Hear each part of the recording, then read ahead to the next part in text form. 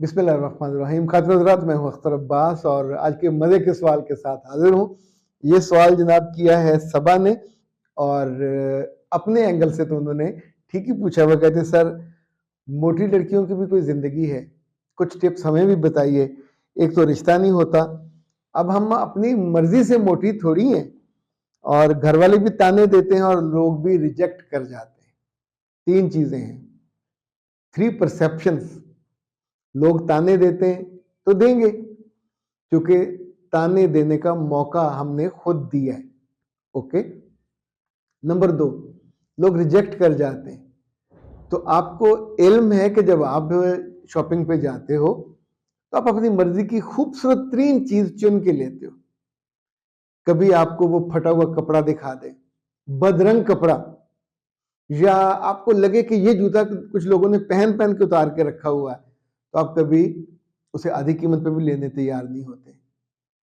अब आप सोचिए कि जिंदगी भर का सौदा है और लड़कियां और माएँ, ये दो ही तो होती हैं फैसला करने वाली। ये खुद खूबसूरत हो ना हो, इन्हें दुल्हन चाहिए होती चांद सी, इन्हें चांद सी दिखाने के लिए, और उसके बाद फिर मानसी जो सिर्फ उनके काम करे, उनकी इताअत करे, मोहब्बत चाहे करे ना करे। तीसरी बात यह है कि जो सबसे इंपॉर्टेंट है, इंसान को खुद बहुत बुरा लगता है, अंदर से डिप्रेशन शुरू हो जाती, फिर आपको लोगों को देख के एंजाइटी होने लग जाती है।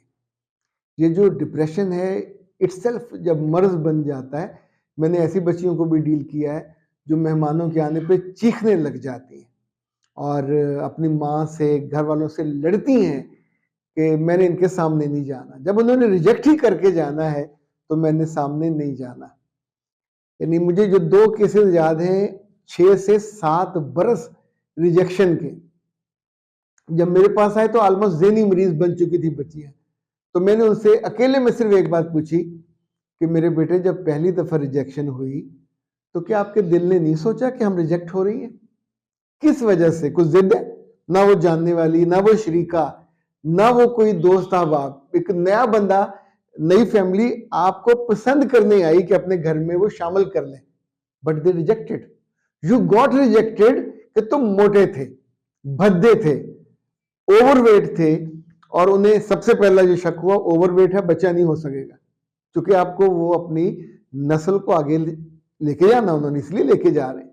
दूसरा, लोग उनसे कहेंगे कि तेनू यही मोटी मज लभी। ये टिपिकल जुमला है जो लोग सगे रिश्तेदार जरा लिहाज नहीं करते, ये जुमला उनके मुंह पे आ जाता है। इवन मोटी दुल्हन अगर स्टेज पे बैठी हो तो सामने उसकी दावत का खाना खाने आए हुए लोग होते हैं, बद लिहाज इतने कि तमीज छू के नहीं जाती, वहां बैठे बातें करना शुरू कर देते हैं। और लोगों का मसला ये है कि आपके चेहरे में, आपके जिस्म में, आपकी लुक्स में कोई भी तब्दीली या कमी बेशी हो, बाल कम हो तो उन्हें मसला हो जाएगा, रंग का थोड़ा प्रॉब्लम हो तो हो जाएगा, इवन अगर आप एक्स्ट्रा खूबसूरत लग रहे हैं तो भी मसला हो जाएगा कि वैसे तो इतनी सोहनी नहीं, ये सारा मेकअप का कमाल है।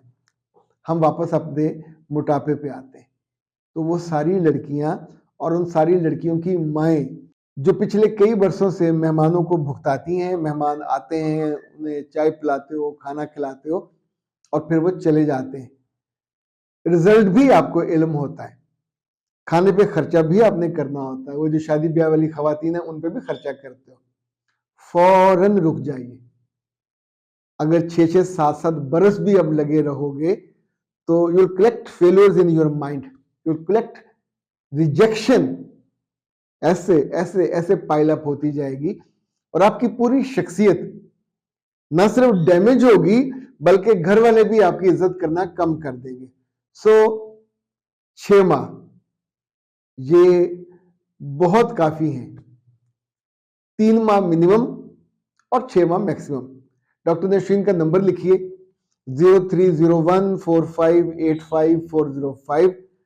उनके वजह कहते हैं पैरी पै जाओ कि डॉक्टर साहब मैनू 3 माह मेरे पास है या 4 माह मेरे पास है, मुझे 4 माह में 60 kg से 40 पे जाना है। जितना आपका कद है कद के लिहाज से वजन होता है, डॉक्टर साहब आपको बता देंगी। आपके कोई करीब न्यूट्रिशन है तो उससे मिल लीजिए, पर हर एक का असल में कंसर्न नहीं होता। बहुत से सिर्फ नौकरी कर रहे होते हैं। सरकारी हॉस्पिटल में इसलिए कभी रेफर नहीं करता कि उन्हें सिर्फ सरकारी वक्त में उन्हें अपने पेशेंट से कंसर्न नहीं होता कि रिजल्ट हुआ नहीं हुआ। तो उस वजह से डॉक्टर साहब से करके आप, फीस भी ज्यादा नहीं है, मतलब कोई 4,000 फीस थोड़ी होती है। लोग इस मामले में जिम जाते हो तो अभी वजन ज्यादा है, हड्डियों पे बोझ ज्यादा है, कोई और कॉम्प्लिकेशन करा लोगे, तो बेहतर ये है कि एक बंदा पकड़े, वजन भी कम हो, आपके पीसीओ का मसला भी हल हो जाए, कोई चेहरे पे छाइयां वाइयां। ये साथ मारिया ने पूछा था, सर मेरी नाक पे बहुत छाइयां हैं। जब तक नाक होगी छाइयां तो रहेंगी, तो इसको तो हम आगे पीछे नहीं कर सकते। छाइयों की वजह है उसको दूर करें। आई डोंट नो, आप स्ट्रेस ज्यादा लेते हो, आपकी कोई खुराक का मसला है, और 100 तरह के मसाइल हैं। समटाइम आपका पीसीओ का मसला हो, हार्मोन डिस्टर्ब हो, तो इसको बराहे करम नाक की छाइयों को, यहाँ वाली छाइयों को टोटकों पे और सस्ती क्रीमों पे मत जाइए। सीधा डॉक्टर साहब से रब्ता किया करें, एक कॉल करनी है, बाद में आप उनके साथ एक मुस्तकिल लाइजान रखें।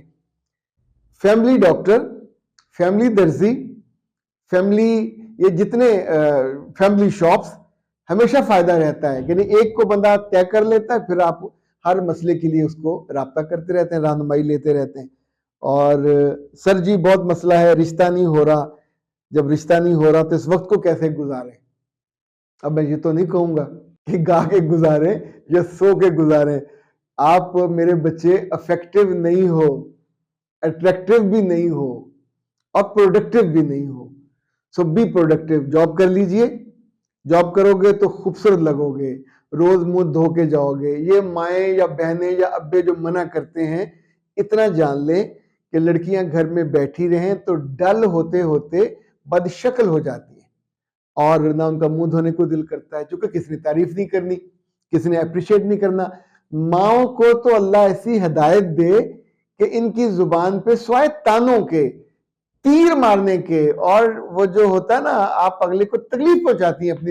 एक तो पहले बेचारी परेशान है, शादी नहीं हो रही, वक्त गुजर रहा है, मोटापा भी है, आप काम भी नहीं कर रहे, उस पर खर्चा भी नहीं कर रहे, उसकी ख्वाहिशें भी नहीं पूरी कर रहे, तो धीरे धीरे जिंदगी की जो कशिश है, जिंदगी की जो खूबसूरती है, जिंदगी की जो एनर्जी है, वो मिस होने लगती है। जैसे घड़ी का सेल कमजोर हो जाए तो टिक टिक भी रफ्तार में बीच में रुकने लग जाती है, फिर रुक जाती है। तो ऐसे ऐसी बच्चियों को जिनकी शादी लेट हो रही हो, उन्हें किसी ना किसी काम पे लगाया करें, किसी जॉब पे। They must be active. तो एक्टिविटी आपको प्रोडक्टिव बनाती है, एक्टिविटी आपको एक्टिव बनाती है, एक्टिविटी आपको रिस्पॉन्सिव बनाती है, स्लिम स्मार्ट भी बनाती है। आप जो बेलिहाजे और बेध्याने हो जाते हो, उससे आप बच जाते हो। अख्तर अब्बास को दीजिए इजाजत। अस्सलाम वालेकुम।